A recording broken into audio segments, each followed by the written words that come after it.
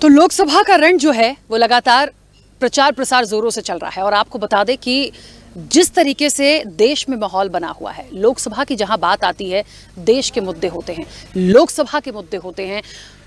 जो लोकसभा प्रत्याशी हैं उनका अपना व्यक्तित्व होता है, उनकी जिम्मेदारियां बहुत होती हैं और इससे भी ज़्यादा महत्वपूर्ण होता है कि जब वो मैदान में होते हैं चुनाव में तो एक एक वोट उनके लिए बहुत कीमती होता है। एक ऐसे प्रत्याशी को चुनना जनता के लिए भी महत्वपूर्ण होता है कि वो उनका विकास कर सके। और आज ऐसे ही भोपाल लोकसभा के प्रत्याशी हैं अरुण श्रीवास्तव, जिनके साथ आज हम हैं और उनसे हर एक बात पर चर्चा करेंगे। देखिए, उनका सफर, उनका व्यक्तित्व, आज कितना वो भारतीय जनता पार्टी के जो प्रत्याशी उनको प्रतिद्वंदी मानते हैं, कैसे यहाँ आए हैं, कैसे शुरुआत हुई है, क्या मुद्दे हैं, उस पर विस्तार से हम बात करेंगे। और सबसे पहले तो अरुण श्रीवास्तव जी, बहुत बहुत स्वागत आपका। और मुझे लगता है बड़ी महत्वपूर्ण ये जिम्मेदारी कांग्रेस की तरफ से भी, क्योंकि आप किसी परिचय के मोहताज नहीं हैं। मुझे लगता है एक लंबे समय से ग्रामीण क्षेत्रों में अच्छी पकड़ है, काम कर रहे हैं, लेकिन मुझे लगता है आम जनता बहुत अच्छे से आपके बारे में जानना चाहती है एक चीज़, क्योंकि लगातार आपका प्रचार चल रहा है। एक शुरुआत जिसको कहते हैं कि माँ गंगा के गोदपुत्र आप कहे जाते हैं, बनारस से भोपाल तक के सफ़र से यदि मैं शुरुआत करूं उसके बारे में जानना चाहती हूँ। स्वर्गीय पिताजी का समर्पण, माता स्वर्गीय विमला श्रीवास्तव जी जनपद की अध्यक्ष भी रहीं, मुझे लगता है वो किसी परिचय की मोहताज नहीं है। तो एक उनकी प्रेरणा, कितना समर्पण भाव है और किस तरह से यहाँ तक आए? भाई, मैं 2 साल की उम्र में था तो बनारस से भोपाल आ गया था। अपने पिताजी माताजी के साथ आया था। मेरे पिताजी सास की सेवा में थे, बाद में प्रैक्टिस भी करने लगे, डॉक्टर थे और उनका भी रुझान राजनीति की तरफ था। 46 साल के अल्पायु में नहीं रहे और उस समय मैं भी 21 साल का था, 20 साल का। ये सफ़र आगे बढ़ता रहा। वर्ष 1993 आया। सन 1987 से मैं वकालत करने लगा। धीरे धीरे वर्ष 1993 में आया तो माताजी इसी क्षेत्र से, बगल के क्षेत्र से निर्विरोध जनपद सदस्य चुनी गई और उसके बाद जनपद अध्यक्ष बनी। उस समय हमारे सहयोगी बाबूलाल जी माधव बैठे हैं, हम लोगों ने, ये राम सिंह वर्मा जी बैठे, ये जनपद सदस्य थे और इनके नेतृत्व में हम लोगों ने संघर्ष किया था और माताजी जनपद अध्यक्ष बनी। बहुत बढ़िया कार्यकाल उनका रहा। उसके बाद जिला पंचायत के सदस्य इसी क्षेत्र से बनी और बाद में जिला पंचायत की अध्यक्ष बनी। कोई व्यक्ति उनके कार्यकाल में उनके कार्यों पे उंगली नहीं उठा सकता, यही मेरा गौरव है। आज ग्रामीण क्षेत्र में मेरे को अपनी माता के नाम से पहचाना जाता है। ये विमला श्रीवास्तव जी के मम्मी जी, पूरा भोपाल मम्मी जी बोलता था और यहाँ जितने लोग हैं बैठे ये भी मम्मी जी बोलते थे। और जो उनसे मिलने आता था उनको बड़े श्रेय और श्रद्धा से मिलती थी और पूरा भोपाल उनको मम्मी मम्मी के नाम से बोलता था। उनका व्यवहार भी ऐसा ही था। उनका सम्मान मिला। चलते चलते 2018 में हम जिला कांग्रेस के अध्यक्ष बने और मेरे पूर्व अवनीश भार्गव जी बैठे हैं, वो जिला कांग्रेस के 14 साल अध्यक्ष थे। उसके बाद मैं अध्यक्ष बना और जिला कांग्रेस का अध्यक्ष मैं जिस रोज़ टिकट मिला उस रोज़ तक था और उस रोज़ इसी गांव का मेरा छोटा भाई अनोखी मान सिंह पटेल जिला कांग्रेस के अध्यक्ष बने। हम लोगों का सामंजस्य और सिलसिला, राजनीतिक सिलसिला पारिवारिक रूप से चलता रहा और ये आज तक इस मुकाम तक हम पहुँचे हैं। और लोकसभा में पूरा ग्रामीण क्षेत्र के साथ साथ पूरा भोपाल मेरे साथ उठ खड़ा हुआ है। आपको मालूम होगा कि हमारे खाते फ्रीज कर दिए गए और जो कुछ करना था कांग्रेस के साथ, कांग्रेस के प्रत्याशियों के साथ, वो करने से कोई कसर बाकी नहीं रखा गया।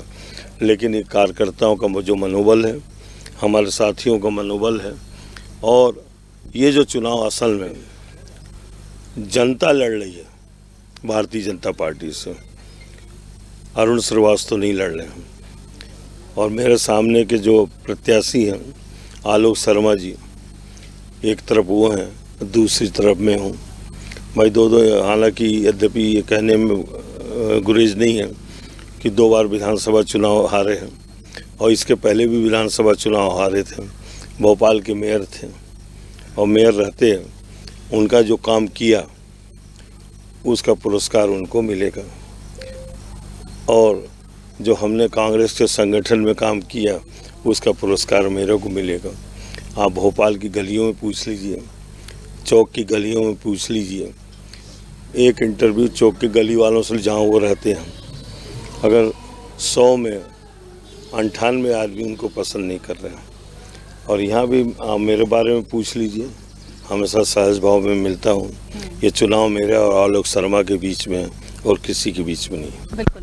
अच्छा, एक बात है, भोपाल लोकसभा की मैं बात करूं, 8 सीटें हैं, बड़ा क्षेत्र है, बड़ा महत्वपूर्ण है, और यदि सीट वाइज हम देखें लगातार, क्योंकि आप प्रचार प्रसार पे हैं, हर जगह पे एक मुद्दा काम करता है, एक सबकी अपनी एक समस्याएं हैं, लेकिन मैं भोपाल दक्षिण पश्चिम से चलूं, हुजूर चलूं, सीहोर चलूं, इसके बाद आप मध्य आ जाइए, तो लगातार प्रचार प्रसार आपका चल रहा है। कौन सी ऐसी सीट को इन 8 में से आप मानते हैं जो आपको चुनौती लगती है? जिस सीट में हम बैठे वो हुजूर विधानसभा का क्षेत्र है, और यहाँ का बहुत बड़ा ग्रामीण क्षेत्र है, और यहाँ पे कैचमेंट की सबसे बड़ी समस्या बनी हुई है। भाई, कैचमेंट का एक निर्धारित दायरा होता है, 1500 मीटर छोड़ दो, उसके बाद लो डेंसिटी की परमिशन दे दो, उसके बाद आवासीय की परमिशन दे दो, और जो 1500 मीटर में भी वो टैंक अलग से बना दो। वाटर ट्रीटमेंट बॉम्बे वगैरह में नहीं बसे हैं, बॉम्बे भी बसा है और मद्रास वगैरह सब बसे हैं, तो कैचमेंट का पूरा इलाका कैचमेंट होता है।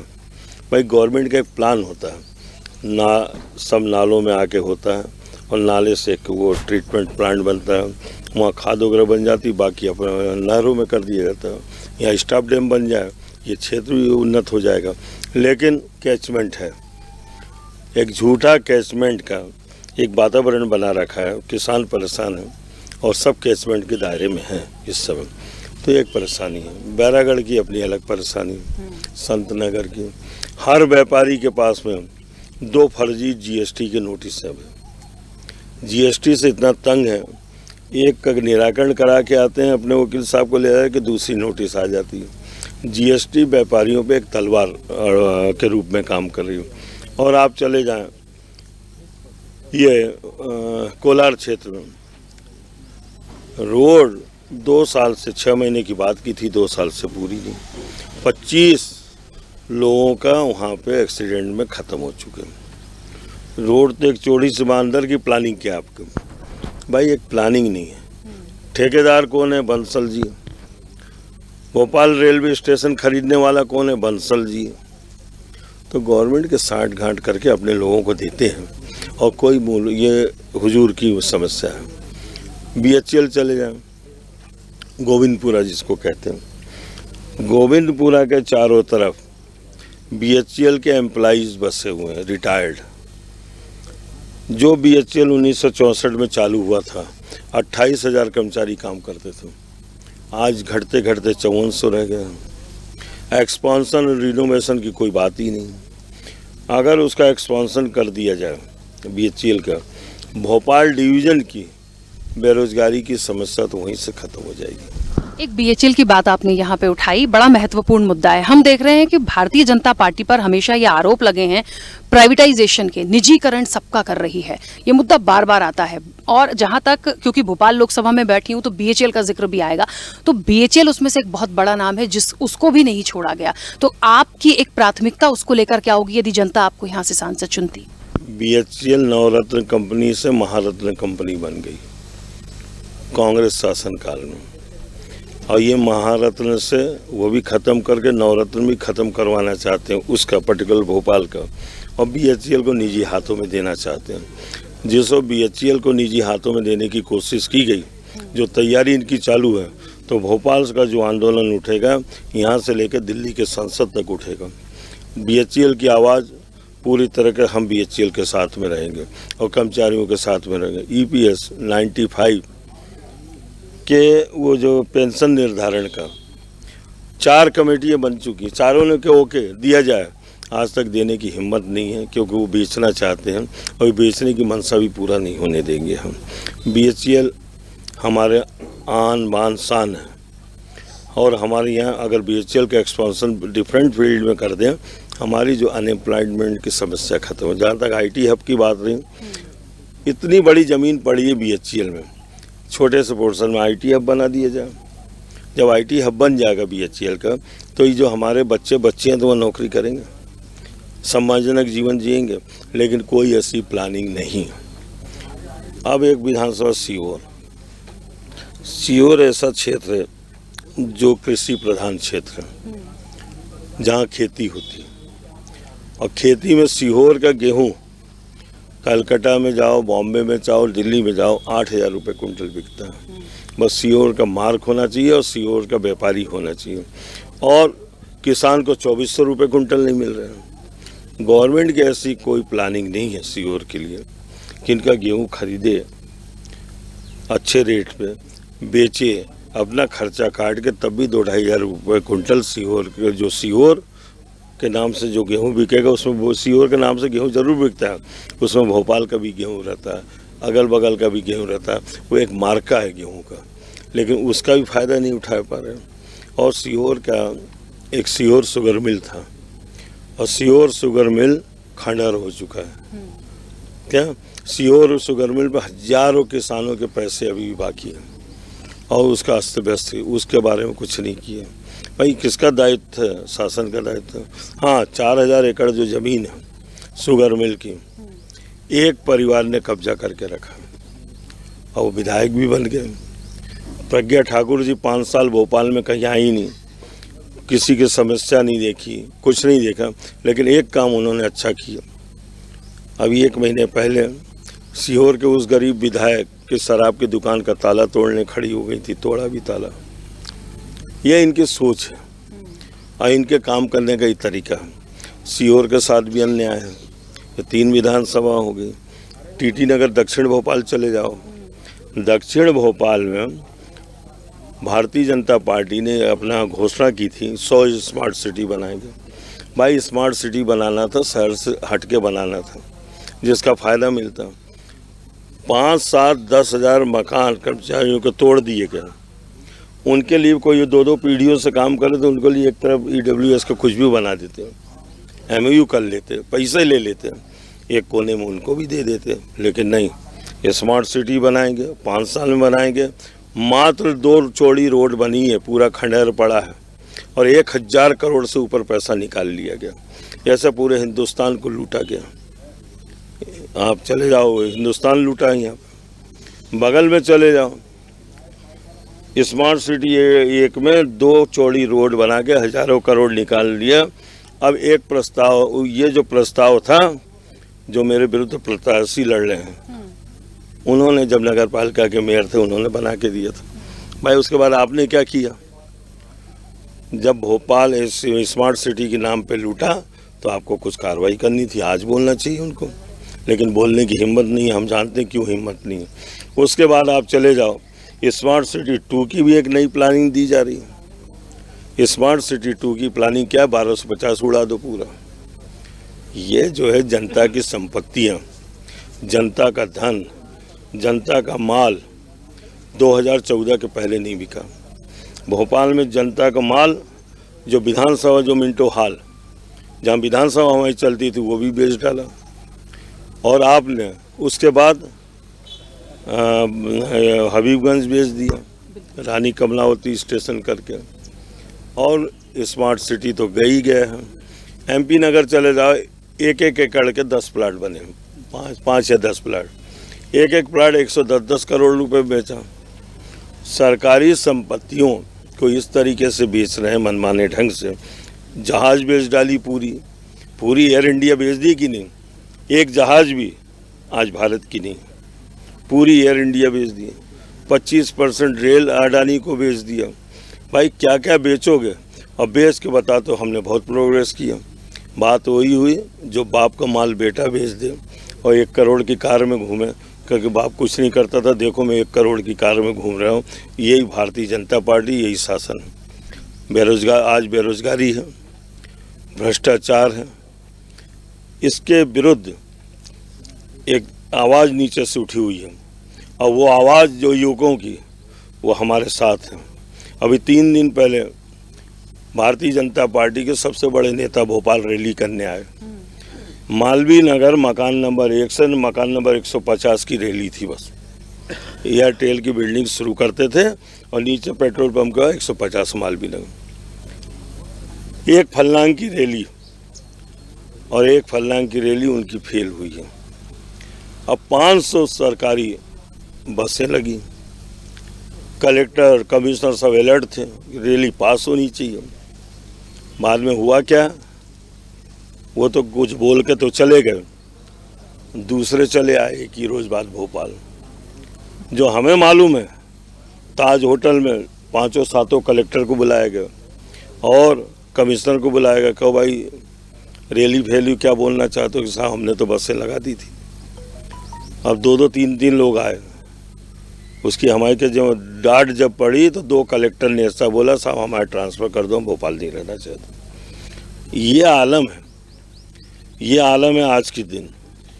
तो बीजेपी के विरुद्ध एक बगावत है, ये बगावत जनता में कर रही है। ये बगावत बीजेपी के वो कार्यकर्ता खड़े हो गए पीछे से, जिनकी कभी सुनी नहीं गई।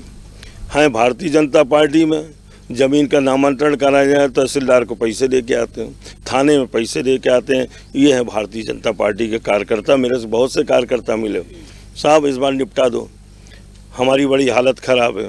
मैंने कहा ऊपर वाला निपटाएगा क्या, ये बात है। क्योंकि भोपाल लोकसभा की ही बात चल रही है, एक मुद्दा गैस पीड़ितों का है।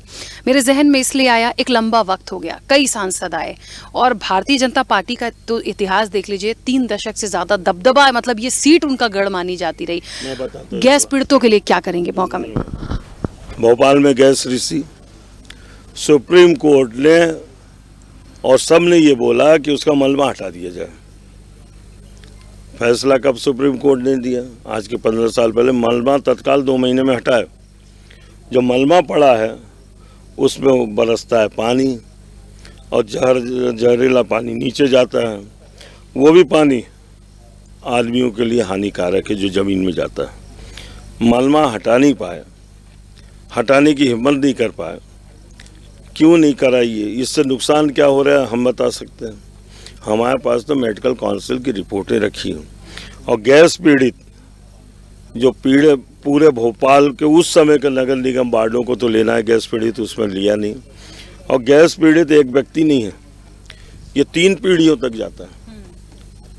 ये गैस पीड़ित की तीसरे पीढ़ी की भी हम लड़ाई लड़ रहे हैं। बहुत से संगठन बने और उनके अध्यक्ष हुए, मुक्तिधाम को चले गए इस मामले को लेकर के, लेकिन कभी गैस पीड़ितों की समस्या हल नहीं हो पाई।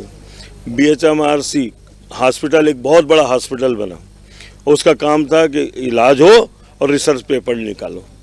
एक भी रिसर्च पेपर आज तक नहीं निकाला और एक डिस्पेंसरी बन के रह गया वो।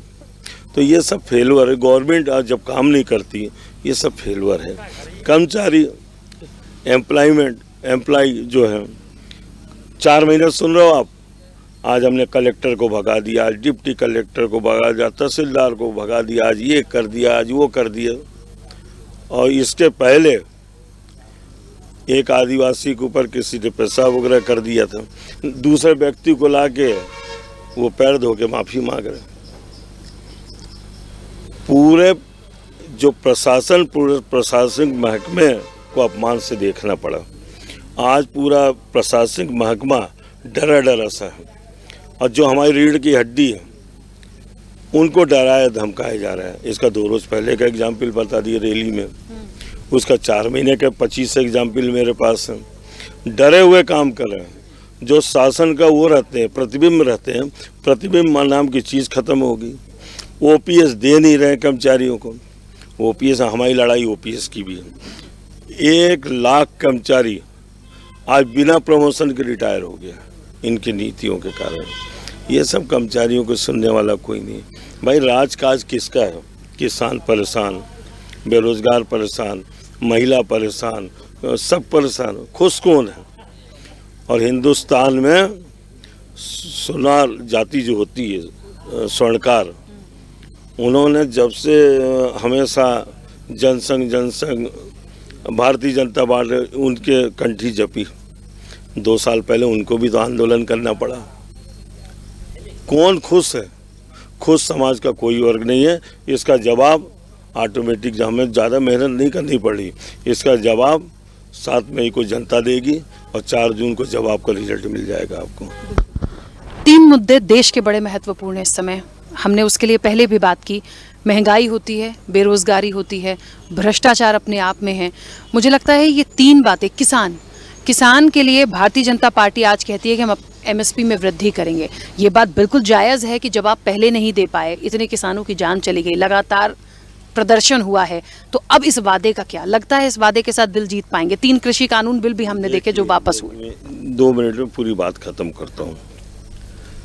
मैं उन किसानों का शुक्रगुजार हूँ जिन्होंने 1 साल तक धरना दिया बॉर्डर पे, दिल्ली के बॉर्डर पे, और उनको श्रद्धांजलि अर्पित करता हूँ 600-700 किसानों को जिन्होंने अपना जीवन भी दे दिया, वहाँ शहीद हो गए।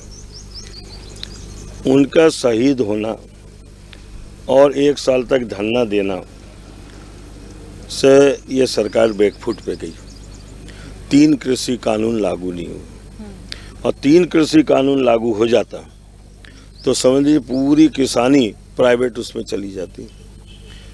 मैं आज वेयर हाउस के जिसने एप्लीकेशन दी उसको वेयर हाउस की 30 लाख 50 लाख सब्सिडियों के साथ वेयर हाउसों के धड़ाधड़ वेयर हाउस क्यों बना रहे थे? इसके पीछे ये था कि कोई भी फर्जी व्यापारी आए या व्यापारी आए, वो अपना वो वोटर कार्ड दिखाए, किसानों से गल्ला खरीद ले या गल्ला सामूहिक गल्ला मिल जाए, गल्ले को रख दिया जाए और गल्ला बड़ी कीमतों में विदेश रवाना हो। जब से 3 कृषि कानून खत्म हुआ तब से वेयर हाउस की सब्सिडियाँ ही खत्म हो गई। ये शासन की गुपचुप जो नीति रहती है, किसान खुद से वेयर हाउस बनने को मिल रहे हैं।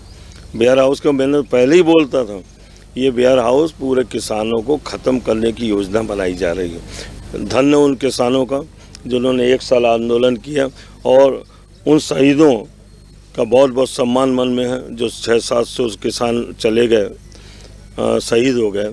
उन्होंने इस देश को, किसानी को बचा लिया, नहीं तो इस देश की संपत्तियों के साथ साथ किसानी भी चली जाती। बिल्कुल। एक और महत्वपूर्ण बात आई मुझे यहाँ पर याद, कहते हैं कि बहुत सारे हमने इंस्टीट्यूट बनाए हैं, शिक्षा की दृष्टि से हम बहुत डेवलप्ड हैं, है ना? कहते पढ़ेंगे तो बढ़ेंगे। आज भी हमारे यहाँ के बच्चे बाहर पढ़ने के लिए मजबूर हैं, सब बाहर हैं। उसके लिए एक सांसद यदि आप चुने जाते हैं, क्या महत्वपूर्ण? एम्स किसने बनाया? नेशनल जुडिशियल अकादमी किसने बनाई? लॉ कॉलेज किसने बनाया? IIFM किसने बनाया? NTPC किसने बनाया? पूरे हिंदुस्तान में जो बड़े बड़े संस्थान कांग्रेस ने बनाए, 2 संस्थान बता दें कि 2 चीज़ें हमने बनाई। इन्होंने कुछ बनाया नहीं है। हिंदुस्तान में जब सुई नहीं बनती थी, कांग्रेस, नेहरू जी ने बुनियाद रखी इंडस्ट्रियलाइजेशन की, और Bokaro, Bhilai steel plant, BHEL क्या क्या बना के दिया, और हम एक विकास के रास्ते पर चलते रहे। जब हमारे पास सब कुछ आया, सब कुछ इकट्ठा हुआ, 2014 के बाद इन्होंने धीरे से योजना बेचने की बनाई है। भाई एक चीज़ बता दे भारतीय जनता पार्टी कि हमने ये बनाया, भाखड़ा नंगा डैम हमने बनाया, नर्मदा सागर की नींव हमने रखी, इनने कौन सी रखी? भाई इन्होंने MSP नहीं दे पाए, किसानों की आमद डबल करने की बोल रहे थे, वो 10 साल में नहीं कर पाए। इनने कौन सा काम किया कि जो वोट मिल जाए इनको?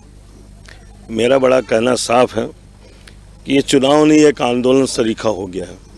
हिंदुस्तान के सामने आंदोलन है, और ये आंदोलन में जनता का आंदोलन है, युवकों का आंदोलन है, बेरोजगारों का आंदोलन है, और जो इस हिंदुस्तान की बेहतरी के बारे में सोचते हैं उनका आंदोलन है। इस आंदोलन से बीजेपी हमेशा के लिए हिंदुस्तान की धरती से खत्म हो जाएगी।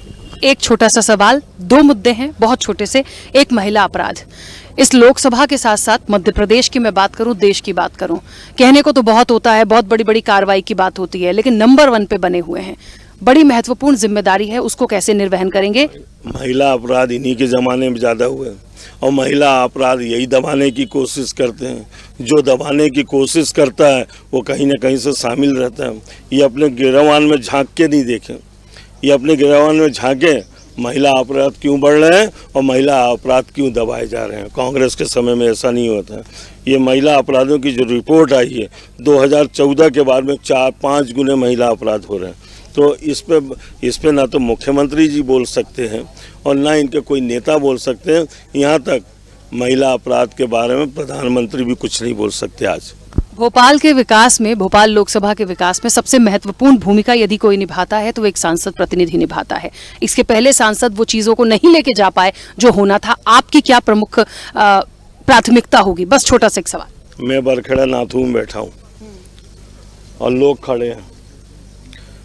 कोई भी व्यक्ति ये बता दे, पुरानी जो सांसद हमारी बहन थी वो बरखेड़ा नाथू नहीं, यहाँ के भोपाल लोकसभा क्षेत्र की जो पेरीफेरी है चारों तरफ, वहाँ किसी काम में, किसी विकास में, किसी योजना में और कभी किसी के दुख सुख में खड़ी हो गई हो तो भारतीय जनता पार्टी को अधिकार है तो बोलना चाहिए कि हमने अच्छा सांसद दिया था। और फिर वही बात फिर रिपीट करने जा रहे हैं।